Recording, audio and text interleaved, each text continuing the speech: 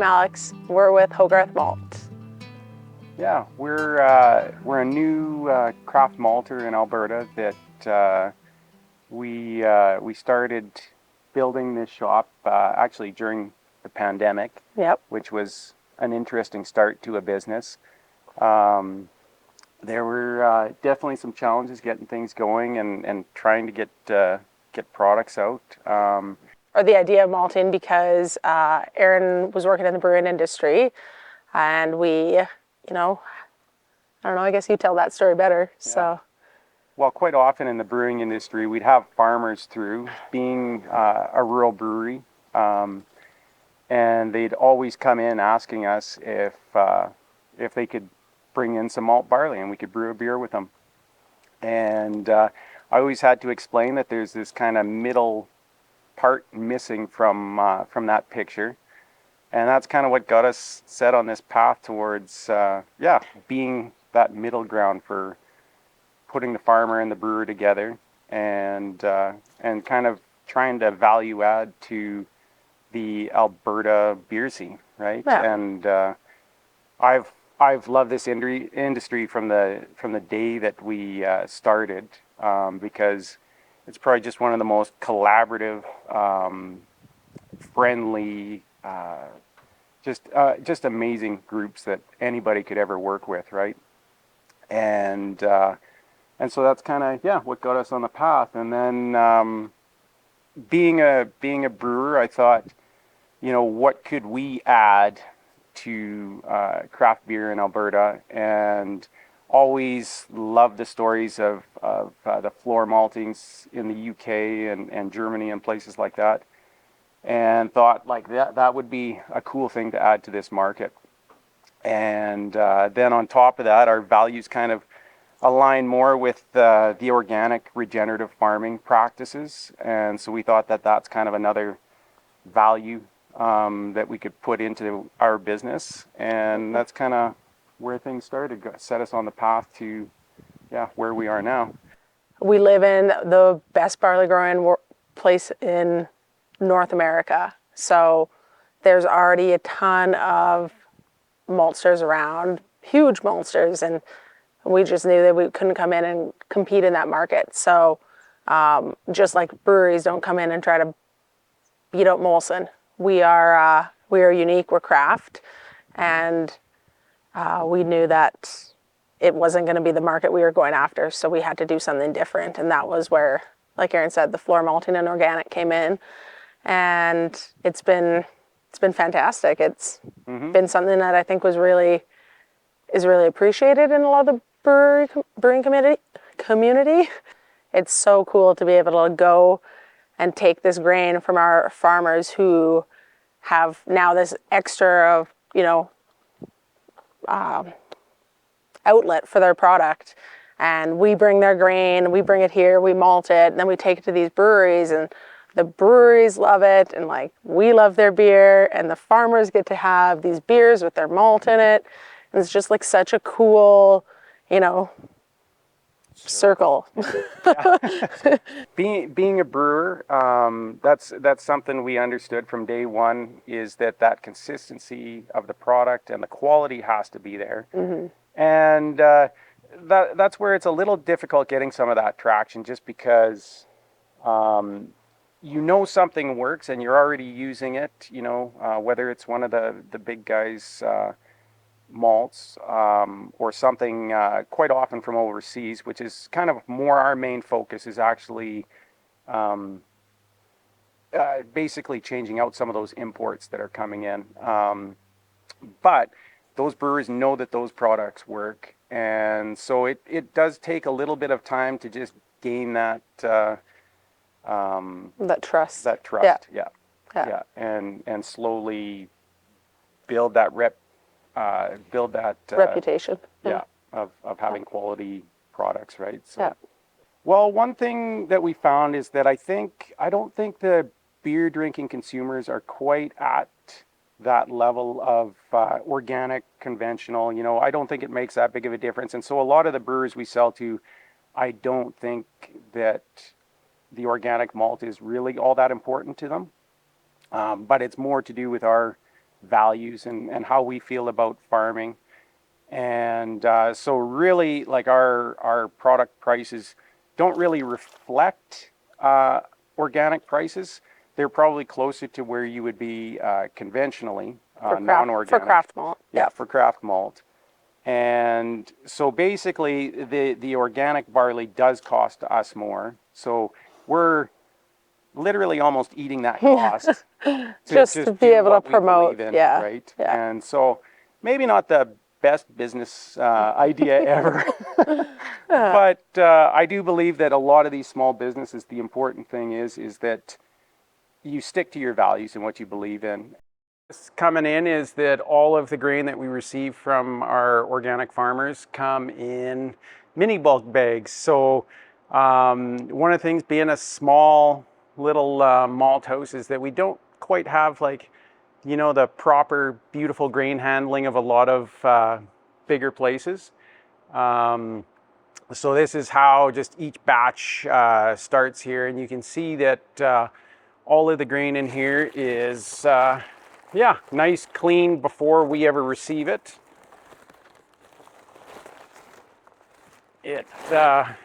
Oh, this is actually our rye here. So you can see it's just beautiful, super clean, all sized.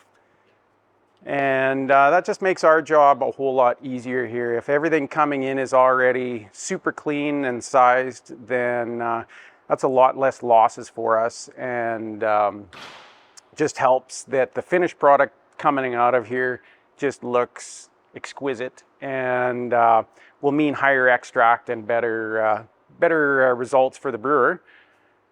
We'll kind of probably skip over most of this for now because everything kind of starts in the back here. So are you done turning, Alex, or? Okay. Okay. So come on through. This is where all the magic happens.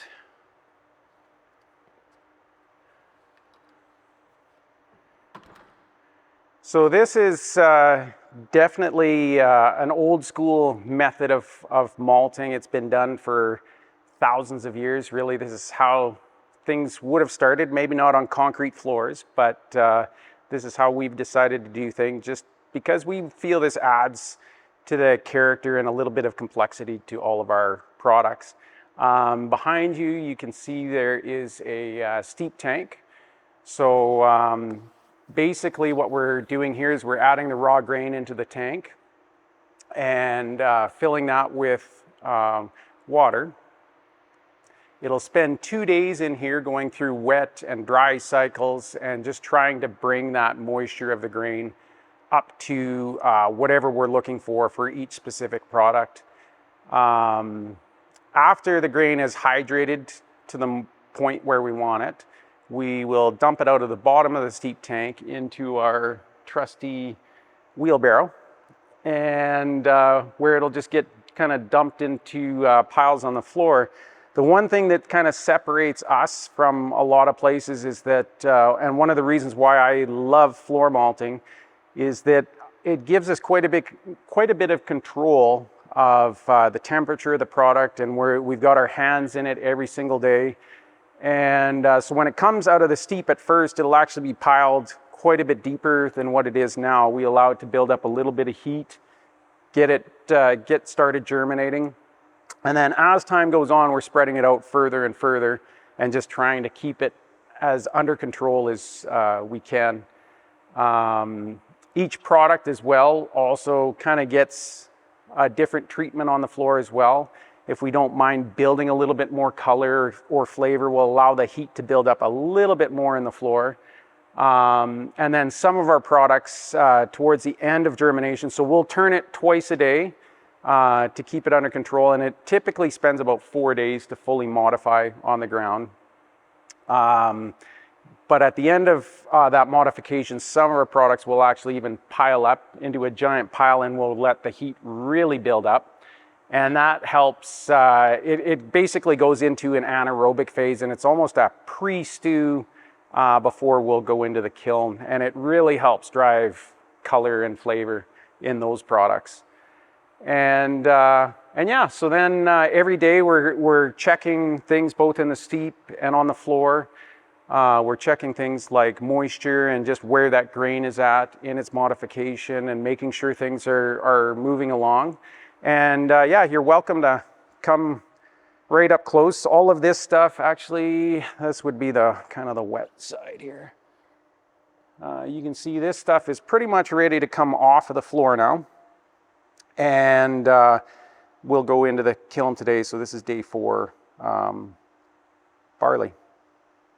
And I don't know how much of a macro lens you have, like, because if you do look at the kernel right up close, you can really see kind of the acrospire growing right up the middle of the grain. And basically, when the length of that matches the length of the barley kernel, we're basically at what we call full modification, which means that all of those enzymes and stuff have been produced, as well as the cell walls have kind of broken down to enable that starch to be utilized by the brewer later on. So basically at this point, this stuff is pretty much ready to come off the floor, and then we'll dry it down to about 4% moisture, and then it'll be shelf stable for quite a long time. At this point, with how busy we are, most of these batches are pretty much sold before they pretty much even hit the floor. So most of the stuff we're malting now is almost made to order, which we believe is the best, because then it's super fresh. A lot of these beers being made with our malt are probably kilned days, maybe weeks before they're being used. So that's pretty sweet, and it just adds to that whole chain. Yeah, so that's actually something we're currently working on, which is certifying all of our products or are organic, and that we have processes in place to separate our non-organic and organic malting, and make sure that everything is legit and adheres to organic practices, right?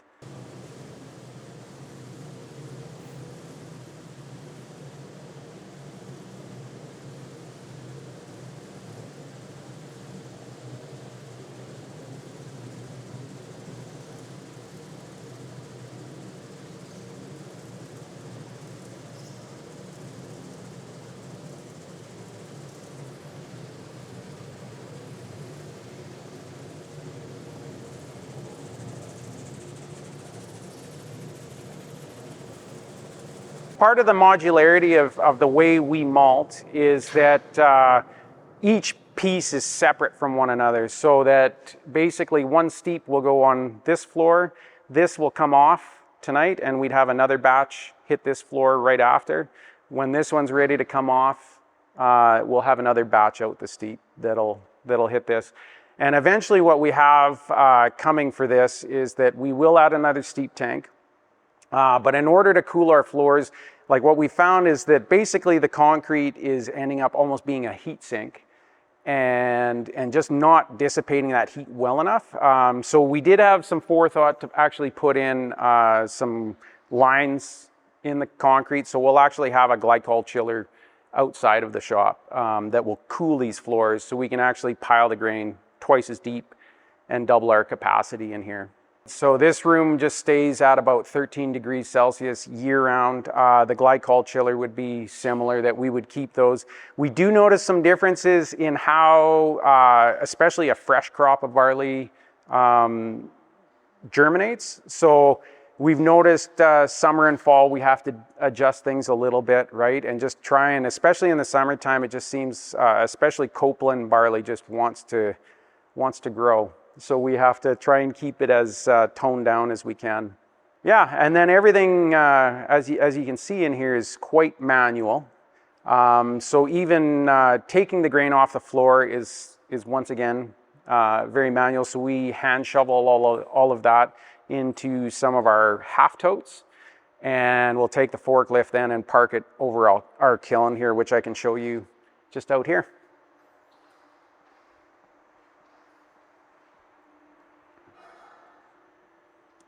Yeah.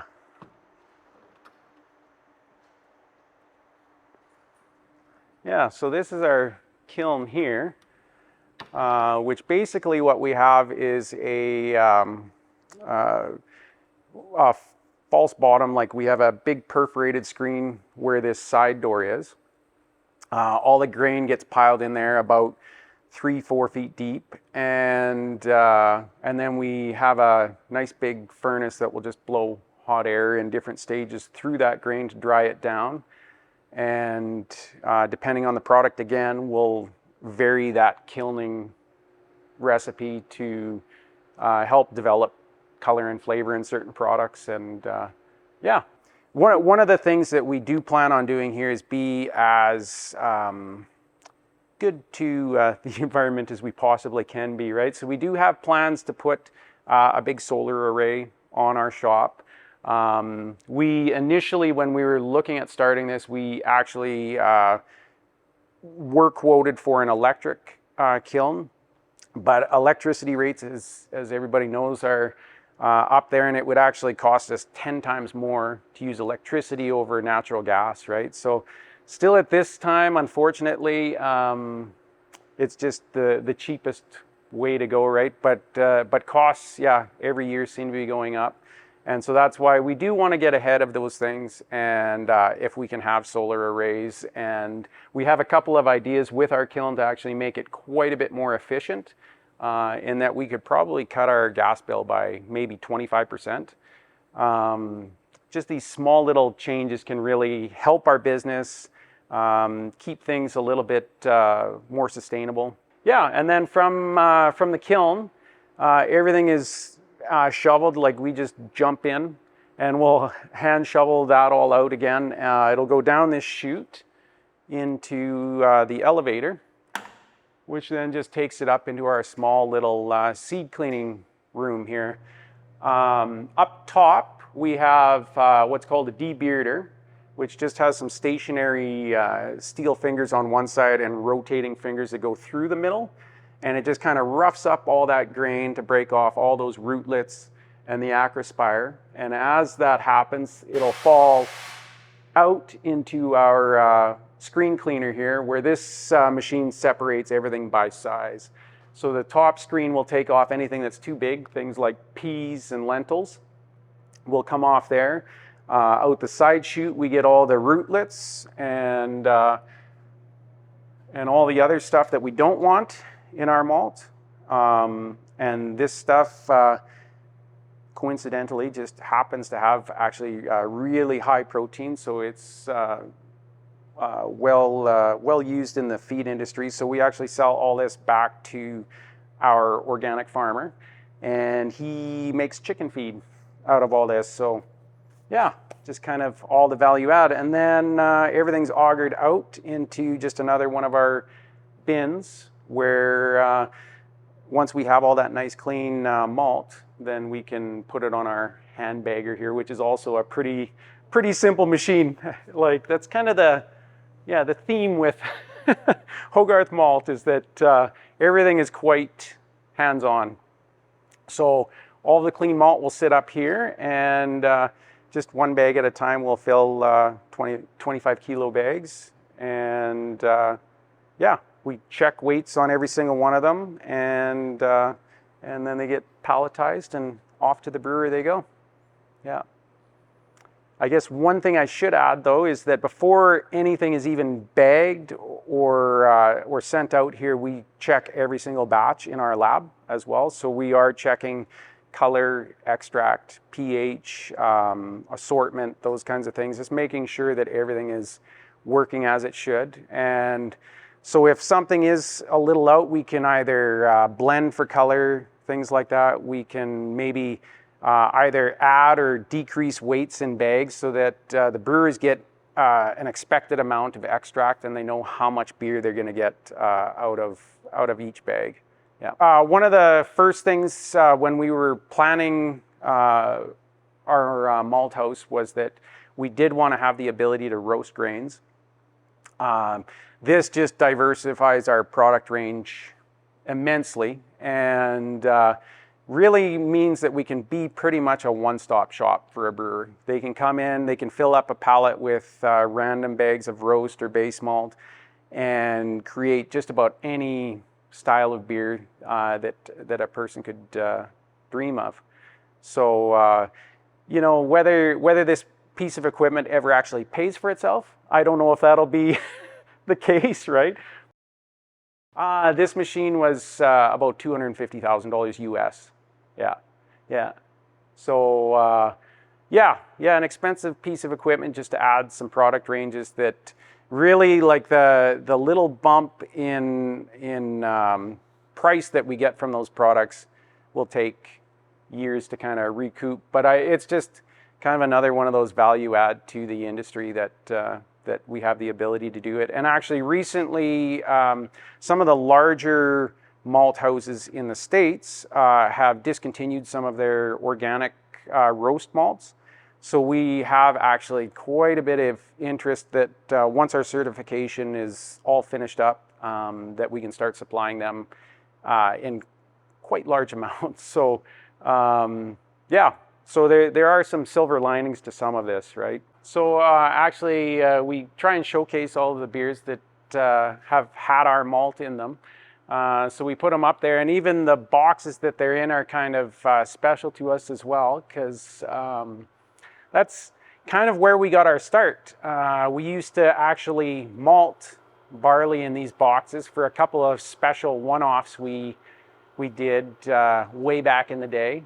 And Alex's grandpa helped us put them together and taught us a lot about kind of the early days of malting and what we needed to control and stuff like that. So actually it was a good way of kind of getting our hands into this and figuring it out. But we were essentially malting in the basement in both of these boxes, and we managed to somehow malt 100 kilos of malt. 30 days. It took a whole month, to do that for I think actually that was Unity Brew, maybe 2018 or something. Yeah, one of those cans, right? But yeah, eventually it'll end up being kind of a cool mosaic that's just here full of all of the beers we've helped make. I'm gonna go out and see Rick Kohut here right away. He's our main barley supplier. Just doing some really cool things. I definitely can't do justice for all of the things he does. He'll explain those things much better than I ever could. But you know, we just respect how hard he works and what he has to do to provide, you know, just beautiful organic grain to us. And we love supporting him. And yeah, it's just a cool relationship.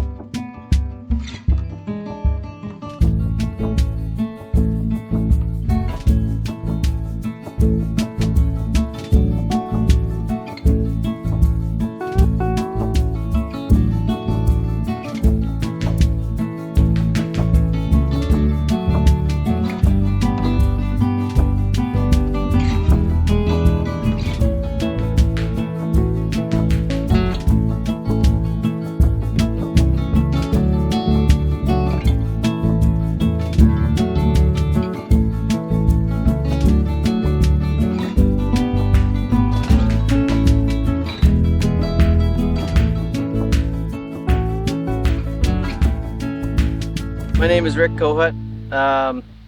Run a farm out here east of Didsbury, Alberta, where we grow certified organic grains, certified organic hay, and we also are regenerative farmers. So not only are we trying to produce nutrient-dense, healthy food using organic practices, we're adding in the idea of regenerative, which is focusing on soil health. So we've implemented a lot of different practices there, like cover cropping and zero tillage. So recently we've bought a no-till drill so that we can seed right into the stubble from the prior year. And sometimes what we do is we'll plant a cover crop in. So after we're done harvesting in the fall, we'll plant some sort of crop to get it grown, germinated in the fall prior to freeze up, so that it covers that ground, gets a living root in the ground, and it starts out early in the spring, outcompetes a lot of the weeds, and gives us more opportunity for soil building, and also allows us to basically graze cattle on that land so that we can fertilize it with manure and urine from those livestock. So it's got many facets, multiple purposes, but yeah, so that's kind of what we've been doing out here on the farm. We also have a feed business that we've built over the past 4 or 5 years, where we're trying to offer a new segment to the feed industry. The feed industry is basically controlled by very few.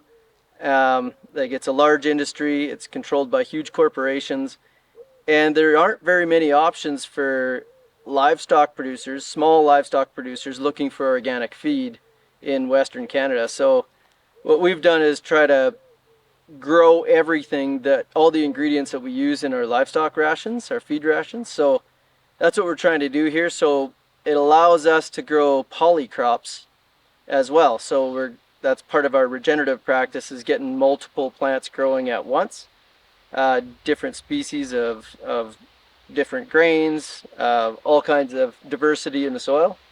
So we're growing, for our feed business, we're trying to match our feed rations in the field. So we'll grow a polycrop with like 3 or 4 different grains in it, so that it's grown in the right proportions to meet our feed rations, so that we don't have to be cleaning it and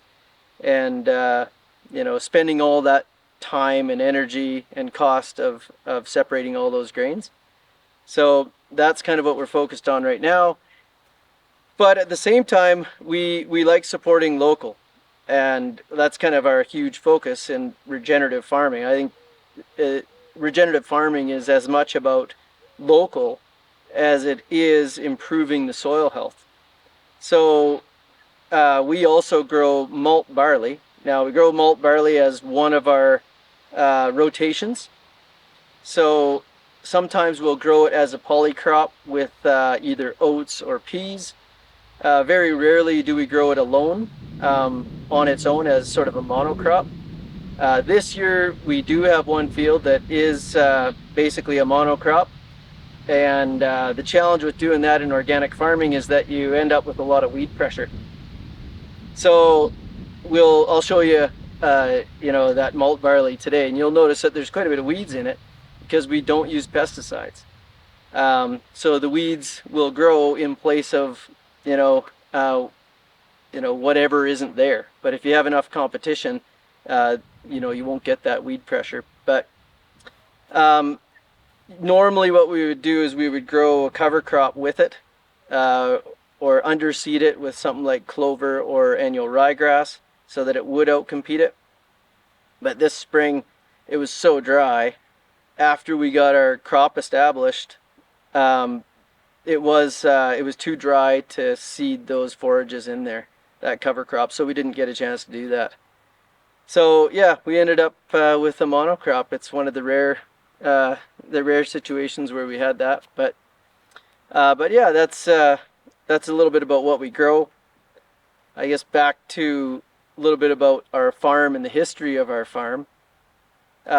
We started out as basically a conventional farm years ago. I used to work for the chemical and fertilizer companies in that industry for over a decade, and I later learned a little bit more about that industry and just how dependent conventional farmers become on that system.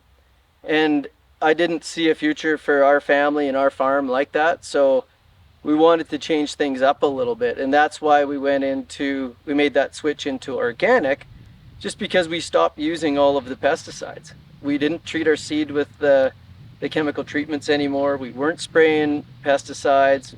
insecticides, nothing like that. So we thought, well, by golly, why don't we get certified at least, and then take advantage of the potentially higher income from our crops. So that's how that part started. But later on, we realized that organic farming wasn't the end all be all. Simply by stopping chemicals and chemical fertilizers, that's not going to make you a better farmer. And so what we soon realized is that our organic matter was actually decreasing on our land because we weren't putting back a lot of the nutrients that we were taking out, and we were also the other challenge that we were having was that we were tilling a lot, and that tillage destroys a lot of carbon in the soil. So we didn't want to do that, and that's why we thought, well, what can we do better? And just being a part of the holistic health community and the regenerative farming community, we started to realize that what we really needed to do was go no-till. So yeah, so that's where we are right now, is in the no-till scene. And I love it. I think it's great. We have a little bit more livestock on the farm now as a result of that, because we're using them as our fertilizer, basically. So we're trying to rotate that livestock on all of our land, or as much as we can, the land that's fenced anyway. So we can get that manure out there. So we basically just use electric fences and rotate them through. Every few years we are trying to seed land down to different forages, perennial forages, and then getting more and more manure on that land to restore that bank and increase the organic matter out there. We use cattle. I mean, as you can see out here, we also have sheep. So the sheep for us they help us kind of in the main farmyard, because they're basically our lawnmowers. Like in the bin yard here, you'll see that it's all grazed down really nice. It works great. They clean up around all the equipment and all that stuff. To some extent, we use the sheep on some of the pastures, but the challenge with them is fencing. I know we can use electric fence with them, but there's a lot of roads around here, so we don't want to have those suckers get out and get smoked on the road by a vehicle. So we tend to use them kind of on the main farm pastures here right at the yard. We also have chickens. The chicken manure, we definitely use that on a small scale, like in our gardens and things like that. But we don't have any other livestock on a large scale other than beef for us to have access to. There's a lot of beef around. Like our neighbors have cattle. So now, when it comes to malt barley, we always want to find ways to get creative in our local community. And when I heard that Hogarth's malting was going to start up, Aaron approached me, and we kind of talked about what that future might look like. And we were already growing organic malt, and so it just kind of made sense for us. We're close. This is a great area to grow good quality malt barley. We've grown it for years, so we know how to get good malt barley. So yeah, it sort of worked out, and we're supporting another small business in our local community, which is that's just like a magical song for us. So so we want to kind of build that relationship and grow with them and spread the word about just doing things locally and regeneratively. And I think there's a better way of growing grain than what we've been trained to by the big corporate organizations. They want us to sort of do the opposite. They want us to use chemicals and fertilizers and buy all the stuff so that we become dependent on them. But what we are trying to do is exactly the opposite of that. We're becoming independent of all of that system. So as the price of chemicals and fertilizers go up, it doesn't affect us at all. So we will be more resilient, and we're building that resiliency, and that's part of that regenerative picture. And that word resiliency is what we need and what we have now, that we've sort of learned how to do that. I mean, every year is a bit different, but I think we've been doing this now for, well, the regenerative part only probably the last 4 or 5 years intensively, but organic farming, we've been doing that now for like about 10 years now. So we're starting to get the hang of it, and we don't mind people complaining about our weeds in our fields anymore, because our weeds are good. We use those weeds. The weeds that we screen out of our harvested crop, they get used in our feed rations, and they're extremely nutrient dense for poultry rations, for example, or hog rations. So nothing ever goes to waste. So it's always giving us something that's good for whatever we're doing. We see a neat thing happening, like on the livestock side of things.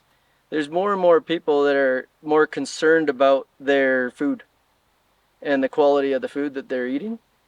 So, people are phoning us and for beef now, because we don't use injections. We don't vaccinate our animals. We don't use hormone implants. We slaughter on the farm, so they're not stressed out going through a huge slaughter plant.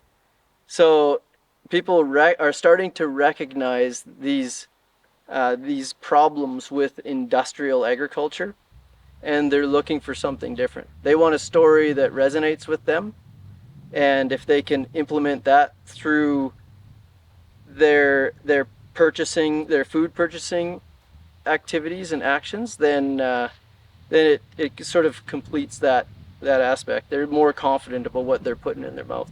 So when people come out here for livestock feed, for example, and I can take them for a tour of our farm and tell them that every grain that's used in these feed rations is grown right on this farm using the practices that we use, they feel good about feeding that to their animals. And that purchase then supports that way of agriculture. But if your food purchase is actually, supporting industrial agriculture, well, guess what you're doing? You're literally voting for more industrial agriculture.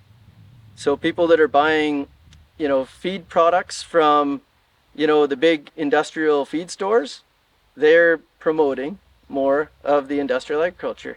People who are buying beer from the big, huge industrial brewers are supporting industrial agriculture. They're supporting the use of pesticides, the use of genetically modified crops, and the use of chemical fertilizers. And for us, we don't see a future that's resilient using those products. We see a future that's basically controlled by those huge companies, if that's what you're doing as a farmer, and if that's what you're doing as a food or as an eater.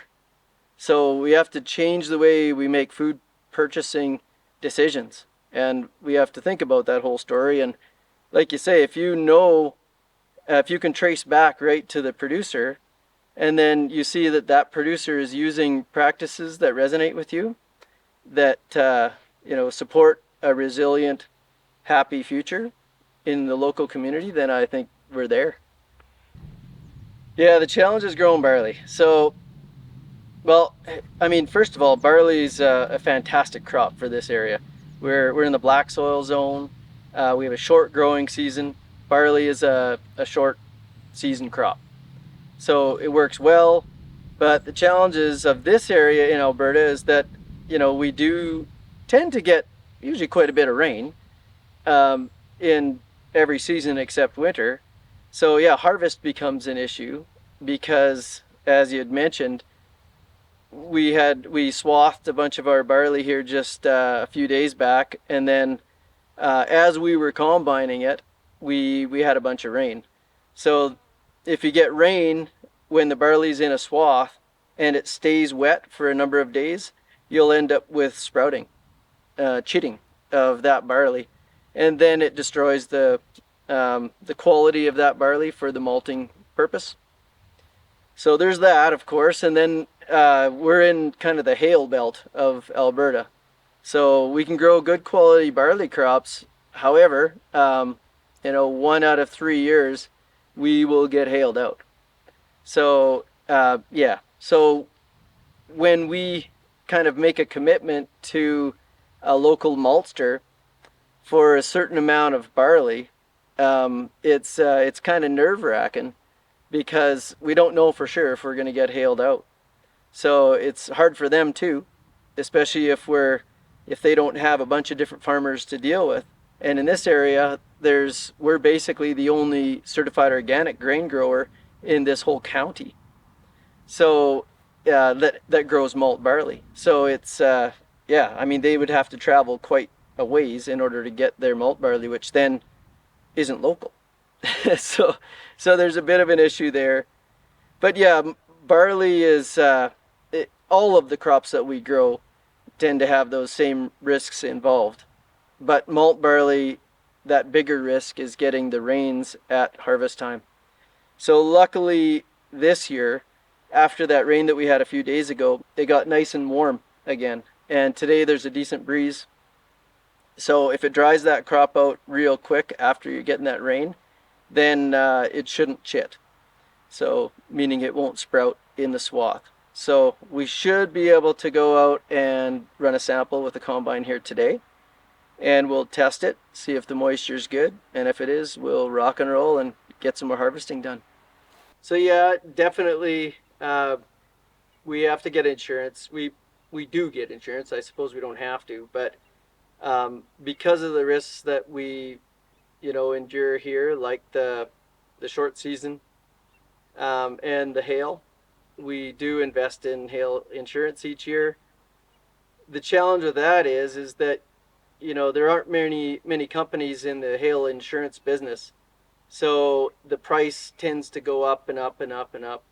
So like with anything, insurance is outrageous right now, so it's a huge expense for us. In the organic farming world, that's probably our third largest expense.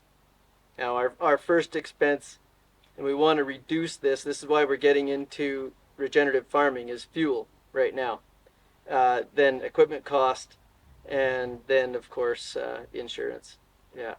So we're hoping to reduce equipment costs a little bit, get rid of the tillage equipment, and that'll reduce our expenses. But definitely it's a lot of people think, well, because you're not spending money on chemicals and fertilizers, it must be cheaper.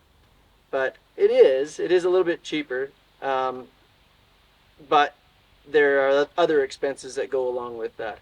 Certainly the yields will be slightly lower than conventional because you're not pumping the fertilizer to it, but yeah, there's other risks involved and expenses.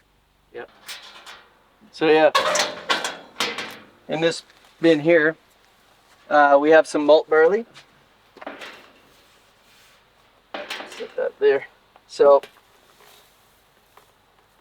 yeah, this here is a malt barley from last year, and you can see there's there are some different crops in there. That there's a wild oat.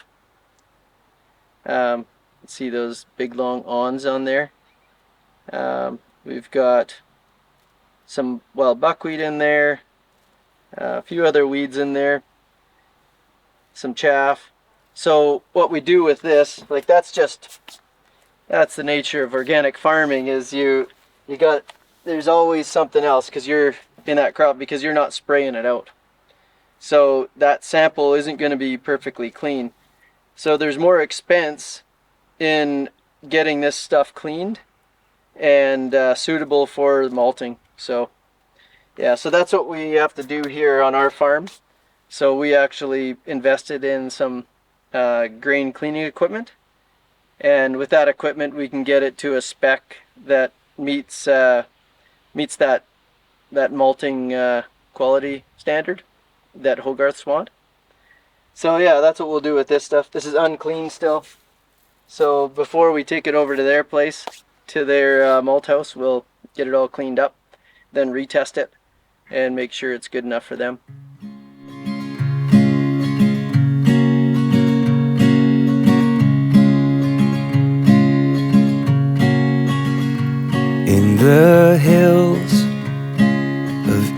Tennessee, I heard God speaking to me. He said, child, look all around, what a beautiful world it is. From the ground where we buried our loved ones spring out willows and wildflowers now. New life is found, what a beautiful world it is. Autumn on the mountainside, holding on to you so tight. I know it now, I knew it then. What a beautiful world it is. My love, wild as the flames from the sun, free as the river she runs, and she brings back to mind what a beautiful world it is. Autumn on the mountainside, holding on to you so tight. I know it now, I knew it then. What a beautiful world it is. Lie, lie, lie, lie, lie, lie.